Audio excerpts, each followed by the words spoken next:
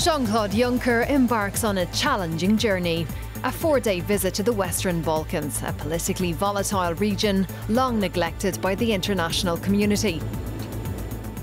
With countries such as Serbia and Albania eager to join the EU, the visit by the President of the European Commission encourages the belief that Brussels is taking their accession ambitions seriously. Juncker himself also has high hopes for the tour. But what promises can he make his hosts? And will he disappoint some of them?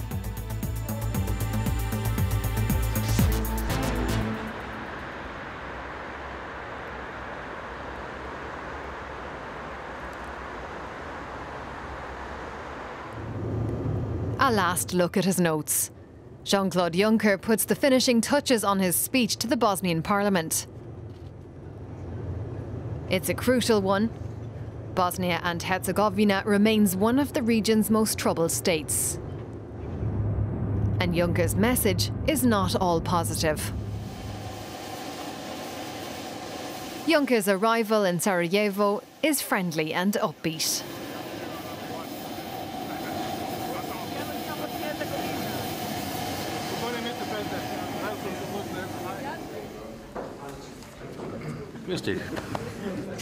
Affable, warm, media savvy, Juncker is nothing if not charming.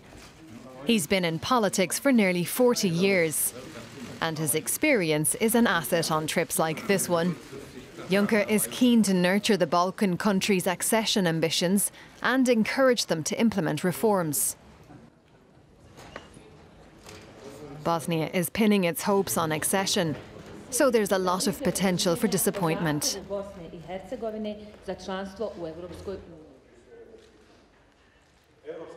But Jean-Claude Juncker knows how to couch his message in positive terms.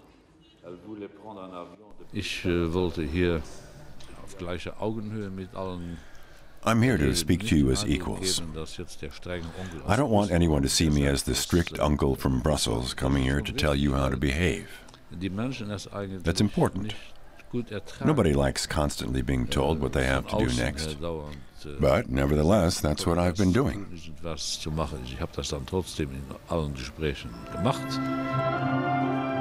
hours later, Juncker is in the Bosnian Parliament, listening to the European anthem.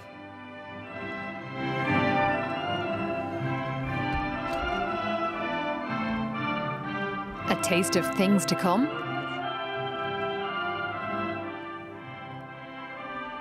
Juncker is well aware of the widespread scepticism within the EU towards the Balkans.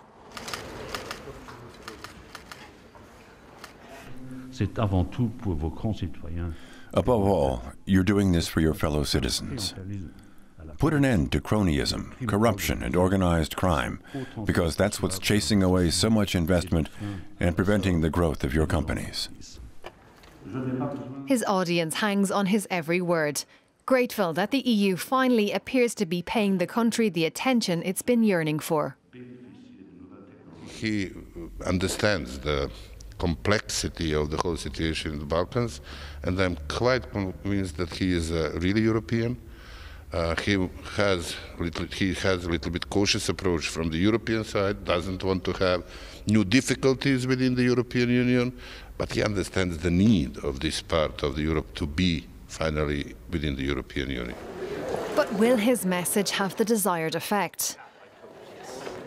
Arrival in Belgrade. In Serbia, the delegation is met by an icy wind. The trip is a physically strenuous one. Does Juncker really need to make this kind of effort at the end of his career?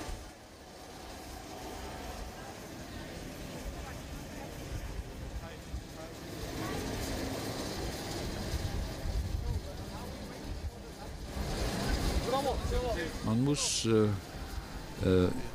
den Menschen in der Europäischen Union erklären, dass People in the EU need to be made aware that the Balkans are on their doorstep.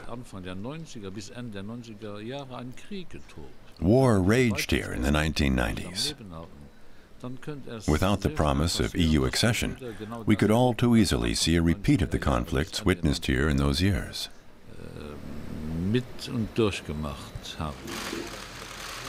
That promise is central to the policies of Serbian President Aleksandar Vučić. Accession negotiations have been underway since 2014. Juncker praises the progress the country has made. He would like to make Serbia a role model for the rest of the region.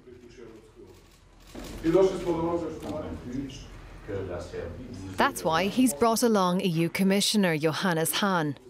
He understands the Balkans like few others.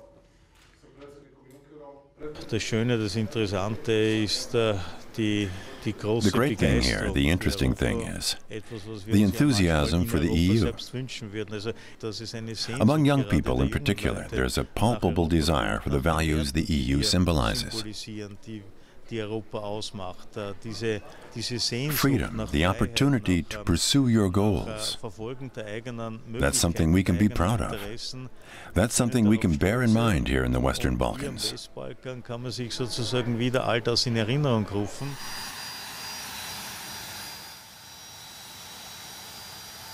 It's another day and another destination.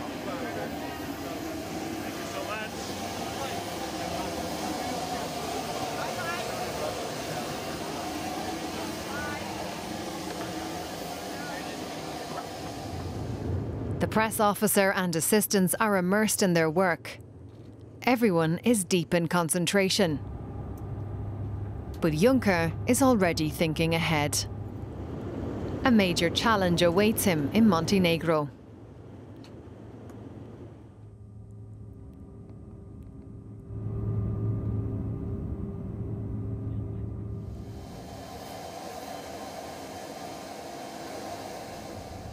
En route to the capital, Podgorica.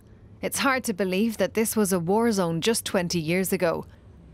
Not that Juncker gets to see much through the car window.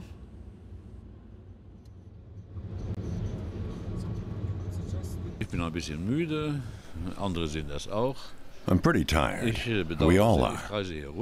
We're constantly on the move, shuttling between hotel rooms and offices. I don't get a chance to talk to the people who live here about their dreams, their fears, and I find that regrettable. But the tour of the Western Balkans is all about EU expansion. The delegation isn't here to meet the people.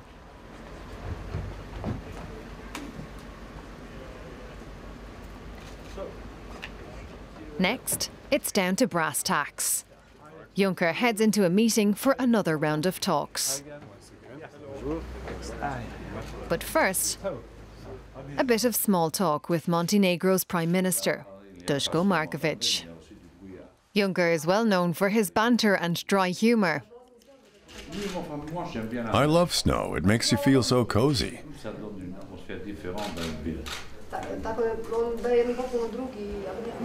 That was the easy bit.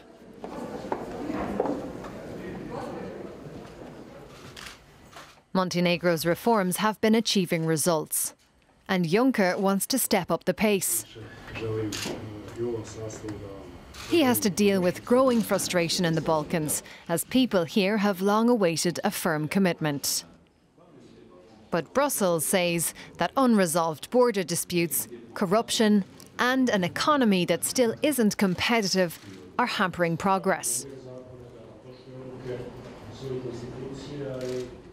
Many here see EU accession as an empty promise.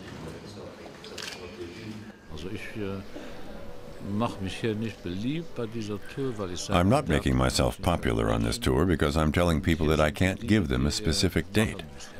And I'm saying this is what you need to do. This is what you need to sort out. I feel like I'm getting a warm reception, but then a frosty goodbye.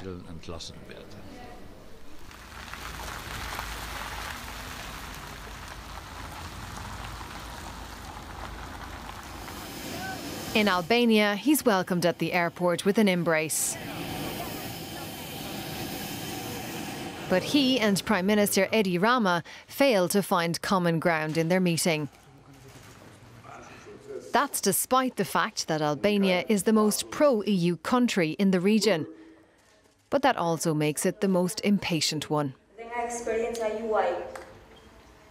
have done all our homework, and we deserve to have a straightforward recommendation, and then from the member states, the approval to start negotiations. Juncker refuses to bow to pressure. He knows the score.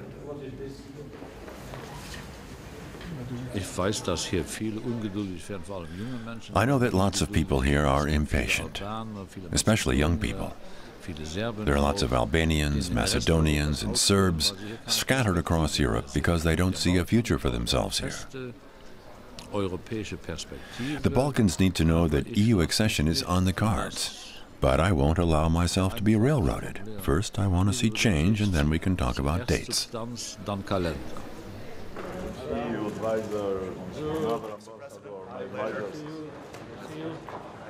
That's what he tells Albanian President Ilir Meta.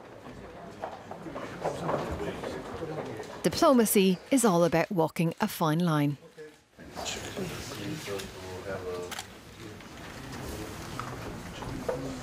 We have to be careful not to only think of the people here in the Western Balkans, which is complex enough given the internal divisions, but we must also think of the people in the EU, in its existing form. Enlargement can't be rushed. Goals need to be fleshed out carefully. Achieving goals in Europe is like growing wrinkles on your face. You have to work hard for them. Juncker won't be in office to see the Western Balkan countries integrated into the EU. He'll step down in 2019, but for the time being, he's doing everything in his power to secure the future of the European project.